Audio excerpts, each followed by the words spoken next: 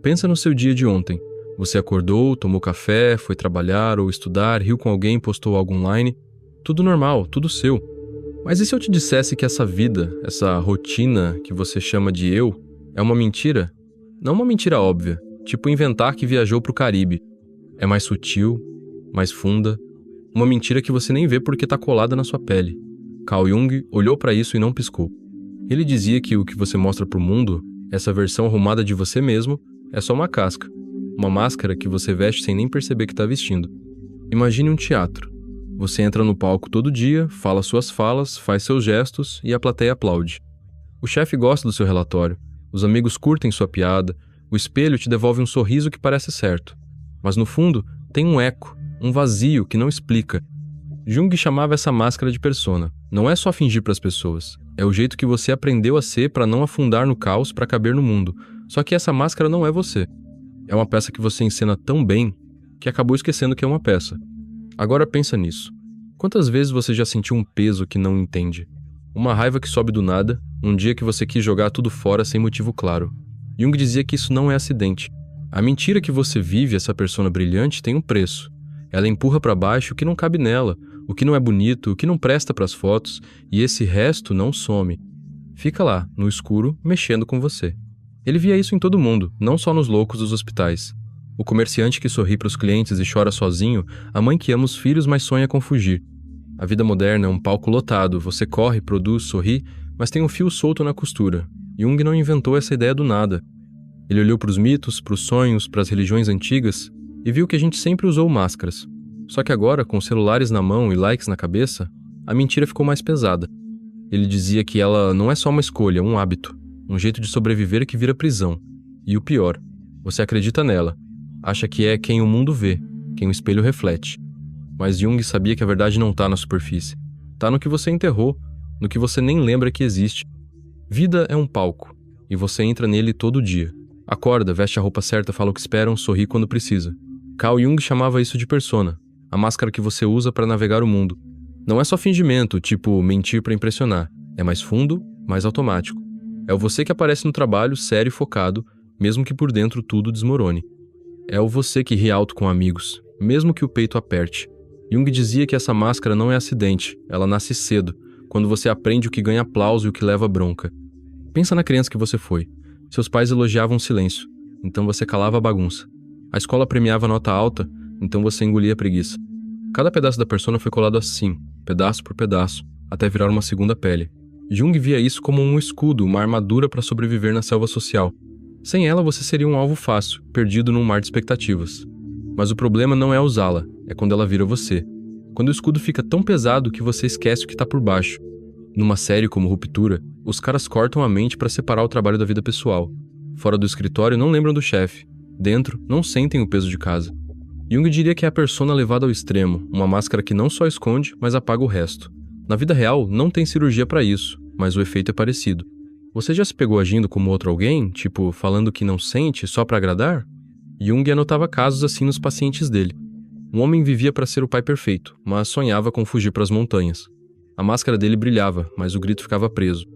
Jung não jogava a persona fora.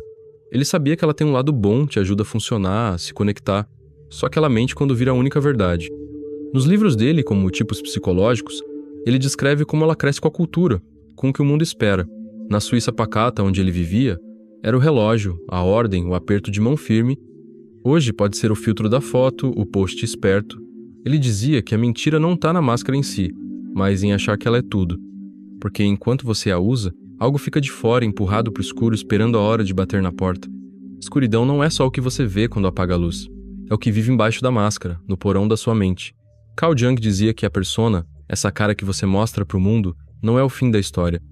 Ela empurra para baixo tudo que não cabe no palco, tudo que não brilha para as fotos ou para as conversas educadas. Ele chamava isso de sombra, o lado que você nega, mas que não vai embora. Não é só coisa ruim, tipo raiva ou inveja. É também o que você acha feio, fraco ou simplesmente fora do roteiro que te ensinaram a seguir. Pensa num dia que você explodiu sem motivo.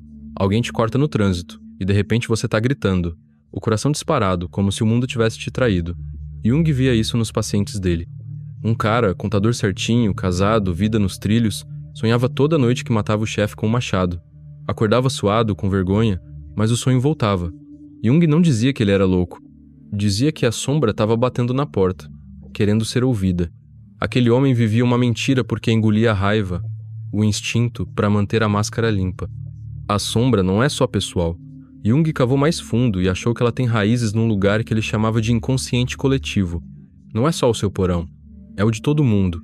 Um depósito de coisas que a humanidade carrega desde sempre. Ele olhava para os mitos, tipo o lobo mau das histórias de criança, e via a sombra ali, o bicho que assusta, mas que também é parte de nós. Num filme como O Clube da Luta, o narrador cria Tyler Durden, um cara que quebra tudo que ele não ousa tocar. Jung diria que Tyler é a sombra saindo do porão, gritando o que a persona calou. Mas não precisa ser tão extremo. Já sentiu um ciúme que não explica? Um medo que não faz sentido? É ela, sussurrando. Jung anotava isso com calma, em cadernos cheios de rabiscos. Ele dizia que a sombra não é inimiga, mas vira monstro se você finge que ela não tá lá. Nos anos 1920, ele viajava, estudava alquimia, religiões do leste, e percebia que toda cultura lida com esse lado escuro. Na Suíça dele, era o vizinho que guardava rancor por baixo do sorriso. Hoje pode ser o post que você deleta por medo do que vão pensar. Ele achava que a mentira da persona só funciona porque a sombra fica trancada, mas ela não dorme. Bait, range às vezes quebra a fechadura. E quando sai, não pede licença. Sonhos não são só imagens que dançam enquanto você dorme. São portas porque Carl Jung chamava de inconsciente coletivo, um mar que não é só seu, mas de todo mundo. Ele dizia que a persona e a sombra, essas peças da sua mentira pessoal, nadam num lugar mais fundo, cheio de histórias que a humanidade conta desde sempre. Não é só o que você viveu, é o que seus avós, os avós deles, e gente de 1000 anos atrás carregaram. Jung olhava para os mitos, para as lendas e via padrões. Ele chamava isso de arquétipos, moldes que vivem nesse inconsciente e mexem com você sem que você perceba. Pensa no herói. Todo mundo conhece um. O cara que enfrenta o dragão, salva o dia, volta mudado. Jung dizia que esse herói não é só de contos de fada. Tá nos seus sonhos quando você luta contra algo maior que você ou na vontade de vencer um medo que te trava. Tem a mãe também, aquele arquétipo que cuida, protege, mas às vezes sufoca. Você já sonhou com uma casa quente, que de repente vira prisão? Jung anotava coisas assim. Um paciente dele, um advogado de meia idade, sonhava com uma mulher de preto que o guiava por um túnel. Ele acordava com frio, mas sentia que ela era familiar. Jung dizia, isso é o inconsciente coletivo falando, uma figura que atravessa séculos. Ele via esses arquétipos em tudo. Na Bíblia, o trickster aparece como o diabo, rindo do caos que arma. Num filme como Coringa, o personagem de Joaquin Phoenix é esse mesmo arquétipo, um palhaço que quebra o mundo para mostrar o que ninguém quer ver. Jung não precisava de Hollywood para provar isso. Ele pegava mitos gregos como Prometeu roubando o fogo dos deuses e dizia, olha aí, o rebelde que vive em nós. Nos anos 1930, ele viajou para o Egito, para a Índia, e juntava essas histórias com os sonhos dos pacientes. Uma moça sonhava com um rio que a levava para longe, e ele via o mesmo rio nos contos de morte e renascimento do Nilo. Jung achava que a mentira da sua vida vem daí. A persona te mantém na superfície, mas esses arquétipos são o fundo do poço, puxando cordas que você nem sabe que tem. Ele escrevia sobre isso em Arquétipos e o Inconsciente Coletivo, com calma, quase como um detetive juntando pistas. Não era só teoria. Ele olhava para o jeito que a gente repete essas histórias, nas religiões, nos livros, até nas brigas de bar. Para ele, a mentira não é só a máscara que você usa, é ignorar que essas forças antigas ainda mandam em você, quer você goste ou não. Regras moldam o mundo desde que você abre os olhos. Não é só lei ou polícia, é o jeito que todo mundo espera que você seja. Carl Jung olhava para isso e viu uma ilusão gigante, uma mentira que não é só sua, mas de todos. Ele dizia que a sociedade não quer você de verdade, quer a sua persona, aquela máscara que cabe direitinho no palco dela. Desde criança, te ensina um script. Fala assim, senta direito, corre atrás do sucesso. Jung achava que esse jogo é uma armadilha. Não porque é malvado, mas porque te faz esquecer o que está fora do holofote. Pensa na pressão para ser alguém. Na escola era a nota, o vestibular, o que você vai ser quando crescer. Hoje é o like, o emprego dos sonhos, a foto que prova que você está vivendo bem. Jung dizia que a coletividade, esse mar de vozes que manda no que é certo ou errado, te empurra para uma mentira maior. Ele pegava ideias de filósofos como Heidegger, que falavam do eles, e levava para o divã. Um paciente dele, um bancário de Zurique, vivia para agradar o chefe, os vizinhos, até que caiu num buraco de cansaço sem fim. Jung anotava. A sociedade tinha virado o dono da alma dele. Numa série como Black Mirror, tem um episódio em que as pessoas vivem por notas que os outros dão. Cada sorriso, cada palavra, tudo é para manter a pontuação alta. Jung diria que é a persona em esteroides, uma ilusão onde você vira refém do que os outros veem. Na vida real, não tem estrelas na tela, mas o peso é o mesmo. Você já cortou um pedaço de si para caber no molde? Tipo, engolir a raiva para não parecer fraco? Ou correr atrás de um sonho que nem é seu? Jung via isso em todo canto. Na Suíça dele, era o relógio, a ordem, o aperto de mão firme. Hoje, é o Huttle, o feed perfeito, o medo de ficar para trás. Ele escrevia sobre isso em O Eu e o Inconsciente, com calma, quase como quem destrincha um nó. Dizia que a sociedade não é só um palco, é um espelho torto. Reflete uma versão de você que brilha, mas não é inteira. A mentira cresce porque você acredita que precisa dela para sobreviver. Jung olhava para os mitos antigos e viu mesmo o herói que se perde tentando agradar os deuses, o rei que vira escravo da coroa. Para ele, a coletividade não quer sua sombra, seu caos, sua verdade. Quer a máscara, e você entrega, até que ela vire a única coisa que você reconhece no espelho. Verdade não cai do céu como chuva. Carl Jung dizia que ela está enterrada, coberta pela persona e pela sombra, e você tem que cavar para achar. Ele chamava esse trabalho de individuação, um caminho para romper a mentira e virar quem você realmente é.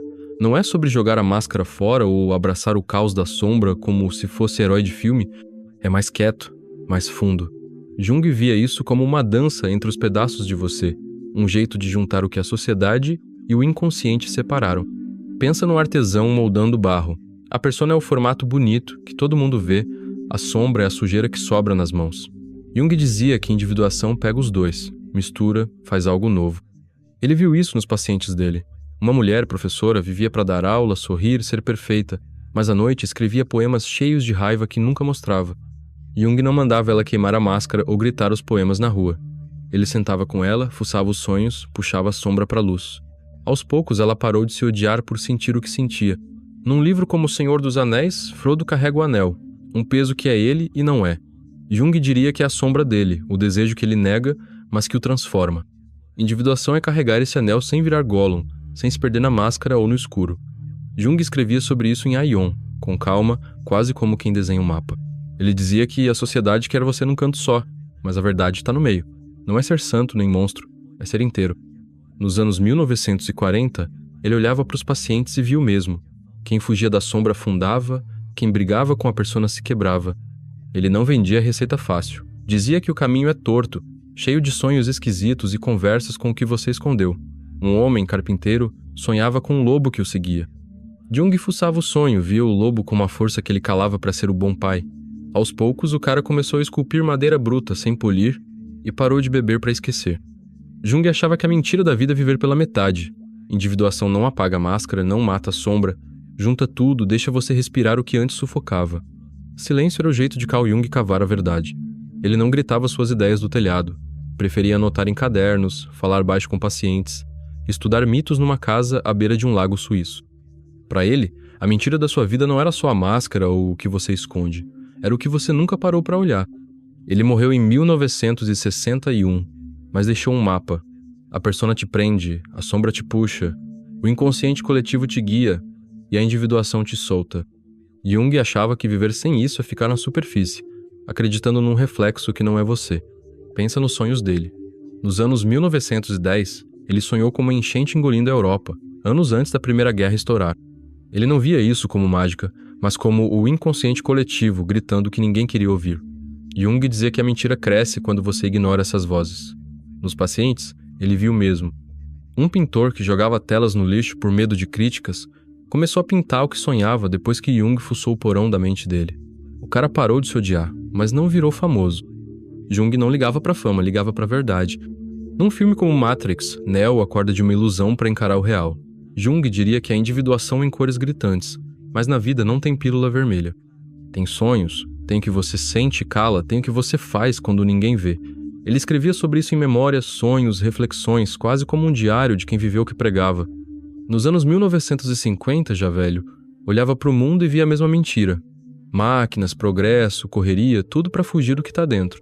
Ele dizia que a sociedade ama a máscara, mas o preço é alto. O legado dele não é uma fórmula, é um convite para cavar.